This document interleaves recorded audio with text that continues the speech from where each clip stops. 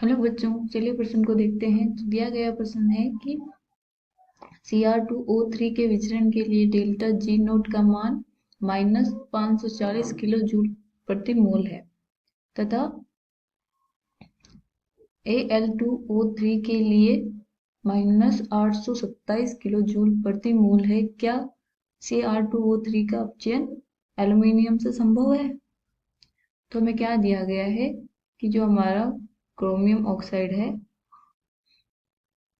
उसकी delta G का मान दे रखा है और एल्यूमिनियम ऑक्साइड का भी डेल्टा जी का मान दे रखा है। तो हमें बताना है कि क्रोमियम ऑक्साइड का अपचयन एल्यूमिनियम से संभव है या नहीं है। तो सबसे पहले हम क्या लिखेंगे? मुख्य अवधारणा। मुख्य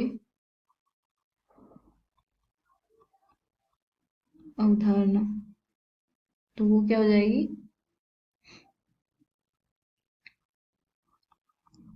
एक धातु द्वारा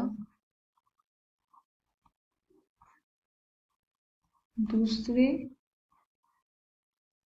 धातु ऑक्साइड का अपचयन।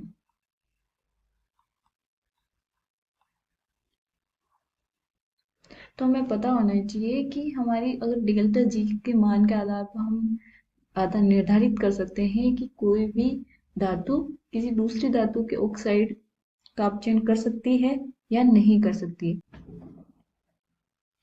तो हमें क्या दिया गया है? क्रोमियम ऑक्साइड CO3, इसकी डेल्टा जी एफ नोट क्या दे रखा है मान -540 किलो जूल प्रति मोल। और एल्यूमिनियम ऑक्साइड का कितना है? डेल्टा जी नोट बराबर -827 किलो जूल प्रति मोल। ठीक है, तो अब हमारे जो है ना क्रोमियम ऑक्साइड कैसे बनता है?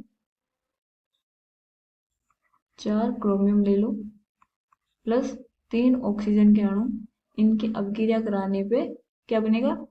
2CrO3। तो ये क्या बना है हमारा क्रोमियम ऑक्साइड। ये हमारी पहली अभिक्रिया। अब एल्यूमिनियम ऑक्साइड कैसे बनेगा? 4 एल्यूमिनियम के अणु प्लस 3 O2 के अणु, तो ये क्या बनाएगा? 2Al2O3। तो ये हमारी किसकी अभिक्रिया हो गई? क्रोमियम ऑक्साइड और एल्यूमिनियम ऑक्साइड। तो इसकी डेल्टा जी क्या आ जाएगी? वो क्या है? डेल्टा जी नोट -540 और इसकी डेल्टा जी नोट कितनी है? -827। अब देखिए, अगर मैं इसमें से ऑक्सीजन को हटाना चाहूँ तो मैं समीकरण 2 में से 1 को घटा दूं तो हमारा जो ऑक्सीजन है वो विलुप्त हो जाएगी।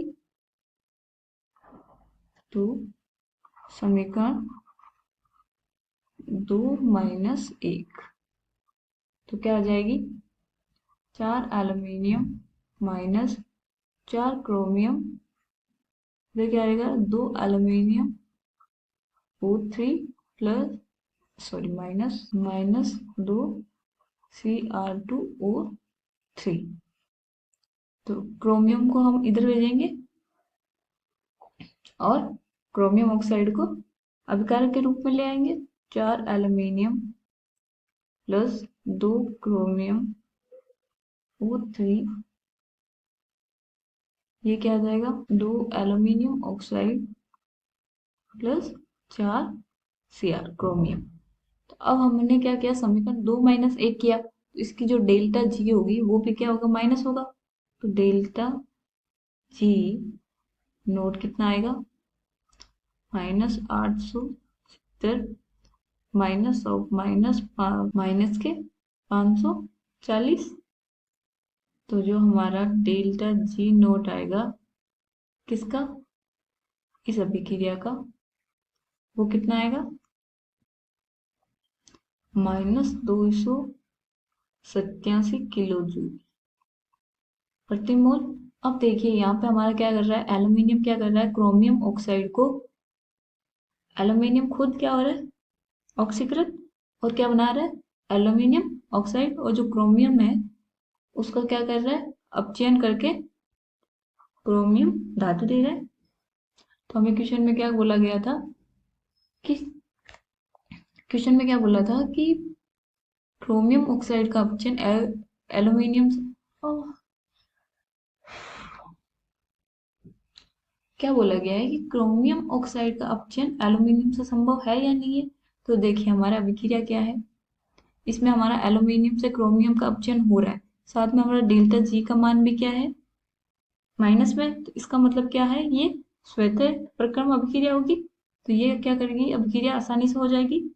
तो हम बोल सकते हैं परिणामी डेल्टा जी नोट का मान ऋणात्मक है, अतः एल्यूमिनियम क्रोमियम ऑक्साइड का अपचयन करेगा। आशा करती हूँ आपको समझ में आया होगा। धन्यवाद।